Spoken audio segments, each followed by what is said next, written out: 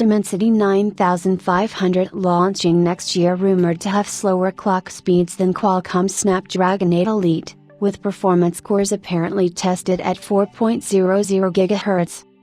Qualcomm's motivation to develop its in-house Oryon cores for the Snapdragon 8 Elite was due to the fact that ARM CPU designs were falling behind the competition. This revelation was made public when the chipset maker's CEO testified in front of the jury, and comparing the paper specifications of the Dimensity 9400, we can see why Qualcomm wanted to carve out its own path.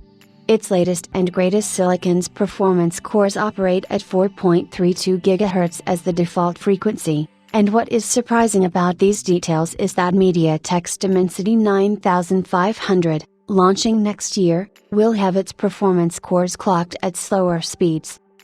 ARM's unreleased Cortex-X930 is set to be tested on the Dimensity 9500 running at 4.00 GHz. Our last report mentioned details from a Reddit post that had been deleted, likely because it contained too much information surrounding the Dimensity 9500 and popped up too early.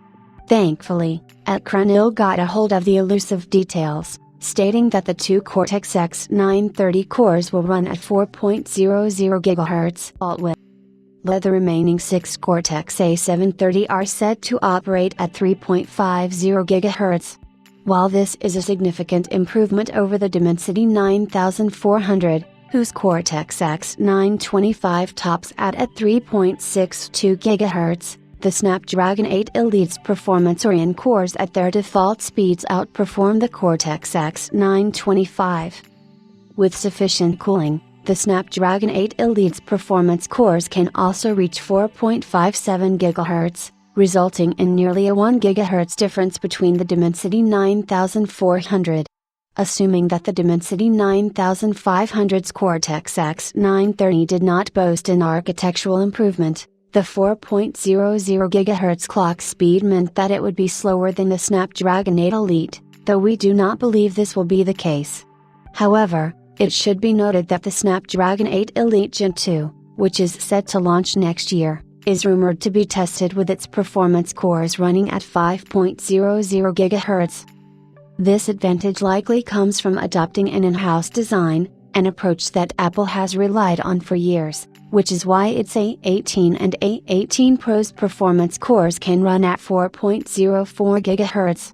MediaTek may not have pursued the development of custom CPU cores because it did not want to deal with ARM's lawsuit hammer, but seeing as how Qualcomm came out on top in the latest trial against the British chip design firm, we could see the company taking a similar route. Unfortunately, it is too early to jump to a conclusion, which is why we will wait for further updates in the coming weeks.